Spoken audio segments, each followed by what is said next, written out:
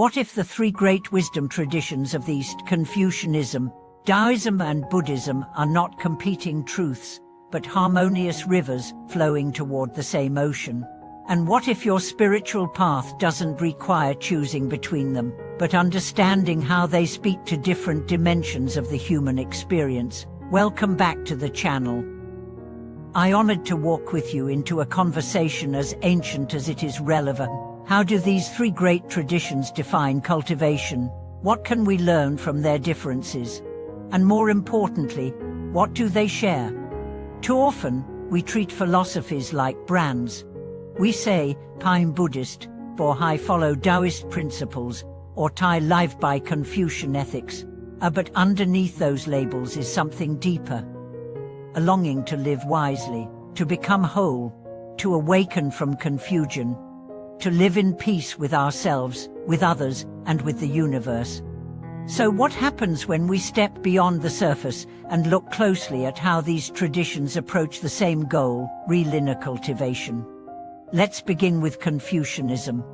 Confucianism is often misunderstood as merely a system of social rules or etiquette, but at its heart, it is a deeply moral and psychological training system. Confucius wasn't just concerned with how to behave in society, he was concerned with the inner cultivation of virtue. The term self-cultivation in Confucian terms means transforming one's character through daily attention to behavior, speech, and thought. It's about the long, slow journey of becoming a noble person, not through isolation or mysticism, but through relationships. To be filial, respectful, trustworthy, kind. Just these aren't abstract ideals, they are daily practices. Every meal you serve your parents, every promise you keep, every temptation you resist, every insult you respond to with calm. All of these are the ground of cultivation. In Confucianism, you do not become holy by withdrawing from the world. You become whole by showing up in it with integrity, by keeping your word when it's hard, by placing communal harmony above personal gain, by seeing your own flaws before blaming others. And this work doesn't end with you. Confucian cultivation ripples outward from self, to family, to community, to nation, and finally, to the world. Now let's move to Taoism. Where Confucianism focuses on moral structure, Taoism invites us to return to nature, not only the external wilderness but the internal one. The Tao is not a god. It is the underlying flow of reality, beyond words and concepts. And to cultivate oneself in Taoism is to align with that flow, to stop resisting, to stop forcing, to stop overthinking. Instead, the Taoist cultivator watches, listens, waits. They observe nature, not to conquer it, but to learn from it. Just as the river doesn't rush and the tree doesn't strive, the Taoist path teaches do not act until the time is right. And when you act, act without ego. Wu Wei non-action is not laziness. It is skillful alignment. It is the art of allying rather than manipulating. In Taoism, cultivation means softening your grip, letting go of control, trusting the intelligence of the cosmos, becoming like water, yielding, adaptable, yet unstoppable. The Taoist sage does not seek fame or fortune. They seek inner stillness. They seek the silence beneath thought, the emptiness that births form, the unity of all things. Where Confucianism trains the upright citizen, Taoism births the hermit poet. Both seek harmony, but from different angles. And then we arrive at Buddhism. Buddhist cultivation begins with a bold premise: suffering exists, it's woven into the fabric of existence. Why? Because we grasp out what changes, we cling to illusion. We seek permanence in what is impermanent. So the Buddhist path of cultivation is not about adding, but about subtracting. Not about improving the ego, but seeing through it. Meditation becomes the mirror, preceptors become the frame, wisdom becomes the light. Buddhism teaches us to sit in silence, not to escape, but to face the mind. To watch thoughts rise and fall, to feel the grip of desire, to understand the nature of craving, aversion, ignorance, and to realize these are not who we are. To cultivate in Buddhism is to uproot delusion, to practice compassion for all sentient beings, to break the cycle of suffering, not through belief, but through direct insight.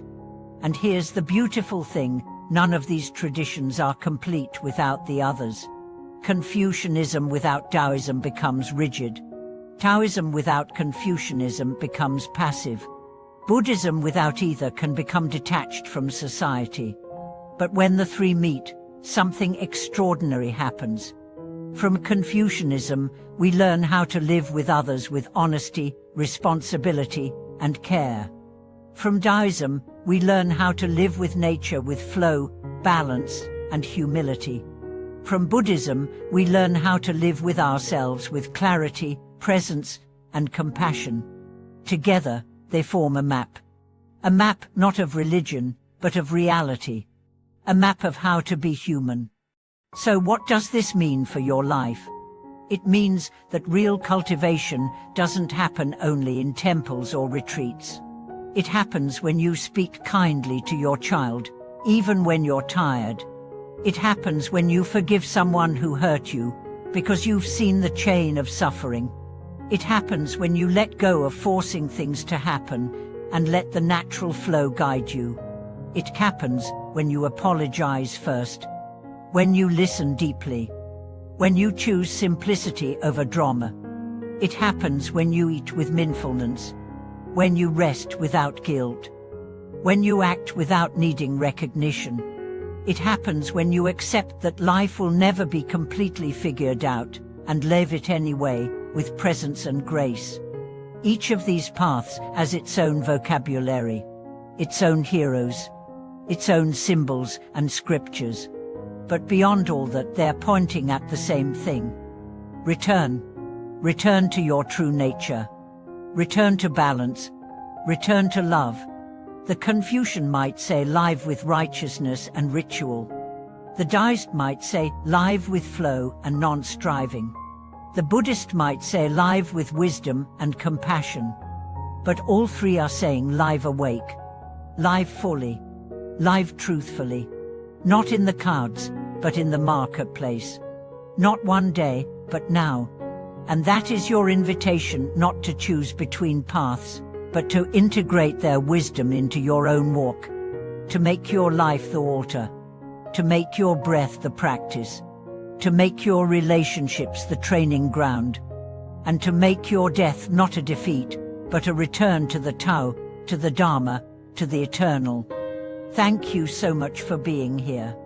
If this exploration of Confucian, Taoist, and Buddhist cultivation spoke to something within you, I'd love to hear your reflections. What path speaks to you most right now? Where are you finding harmony? What are you learning from the challenges in your life? So what does it truly mean to cultivate in the modern world, where distractions are constant, responsibilities are overwhelming, and the line between what is real and what is virtual is increasingly blurred? Can these three ancient paths still guide us in a world where everything moves fast, where patience is rare, and where peace is marketed but not lived? Absolutely. But only if we stop treating cultivation as theory and start living it as practice. Confucianism begins not with the cosmos, but with the home, with your tone of voice, with your willingness to listen, with how you treat your parents, your siblings, your neighbors. In today's world, this might mean returning a call from someone you've evaded. It might mean stepping into responsibility, even when you feel unrecognized. It might mean taking accountability before blaming others. For the Confucian practitioner, daily life is sacred ground. It is not a distraction from spiritual progress. It is the very arena in which virtue is tested and refined. The way you speak when angry, the way you respond to pressure, the way you uphold integrity, even when shortcuts are offered. This is not about being perfect. It's about being willing to refine yourself through relationships. To see your flaws not as signs of failure, but as places where the work of cultivation begins. And this work is never ending. Because life will always stretch you. There will always be one more insult to forgive, one more temptation to resist, one more challenge that calls you into greater maturity. Confucianism reminds us greatness is not achieved by grand gestures, but by thousands of small, invisible acts of dignity. And then Taoism enters, not to contradict this effort, but to soften its edges. Because if we are not careful, the pursuit of virtue can become rigid. We begin to push, to strain, to judge ourselves. We lose the joy of the path in our obsession with doing it right. That's where Taoism breathes new air into the journey. Taoism says stop forcing. Step back. Observe. Let go of the need to improve, and instead learn to trust the unfolding. Taoist cultivation in our world might look like saying no to one more appointment. It might look like turning off your phone and walking through the forest. It might look like making space to do nothing and trusting that this stillness is doing more than your endless striving ever could. The Taoist sage does not chase transformation. They wait for it to rise naturally, like the moon rising over a quiet lake. This patience is not passivity. It is wisdom. Because when you act before the time is right, you often make things worse. But when you align with the Tao, things fall into place with grace. You begin to feel the seasons in your own body. You know when to speak and when to remain silent. When to push forward and when to let go. When to correct and when to simply hold space. This intuitive wisdom cannot be taught in books. It must be lived. It must be remembered from a place deep inside that is older than your personality. And then, Buddhism calls us inward. It reminds us even virtue and flow are impermanent. Even the wise self is not the ultimate truth. Who are you, really, when no one is watching? Who are you when the lights go out, when the roles dissolve, when the emotions settle? Buddhist cultivation is the path of stripping away illusion.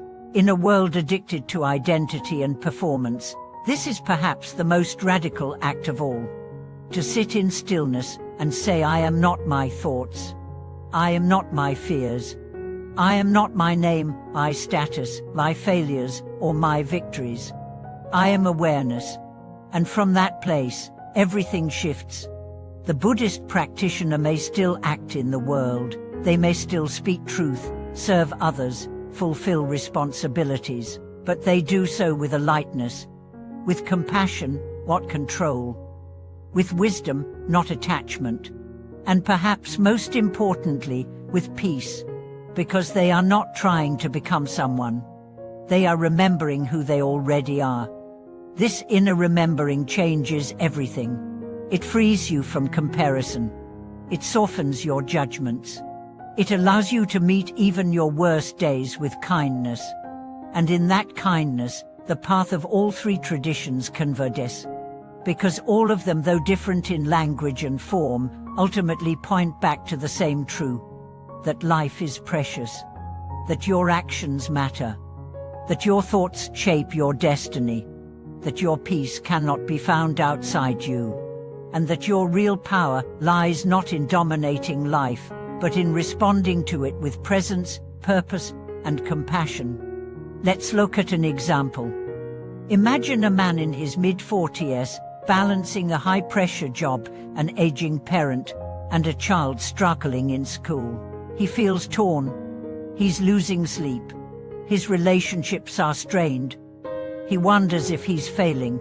From a Confucian lens, his task is to uphold duty with dignity, to continue showing up for his parent and his child, not out of obligation, but out of character. To speak respectfully, even when tired. To embody trust, even when misunderstood.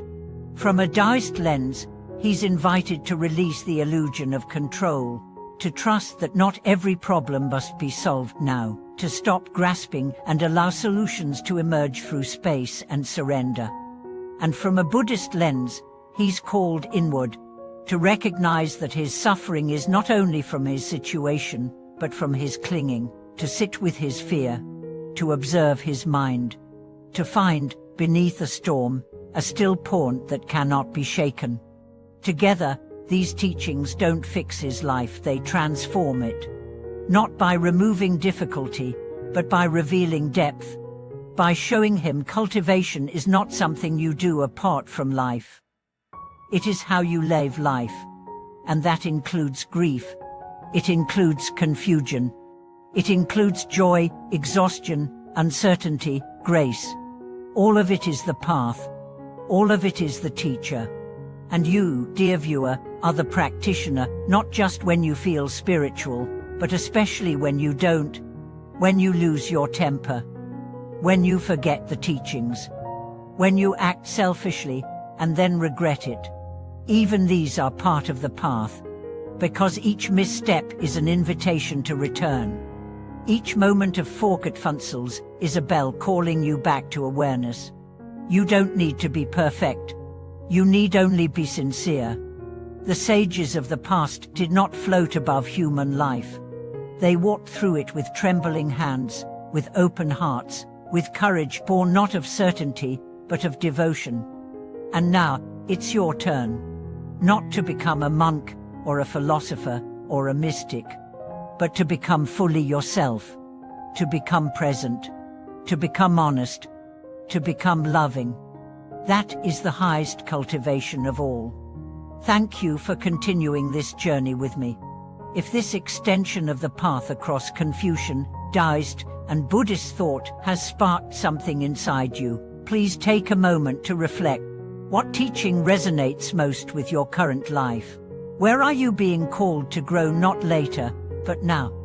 And if this video has nourished your heart, please support the channel, like, share, subscribe, and join us in continuing this exploration of timeless wisdom made real.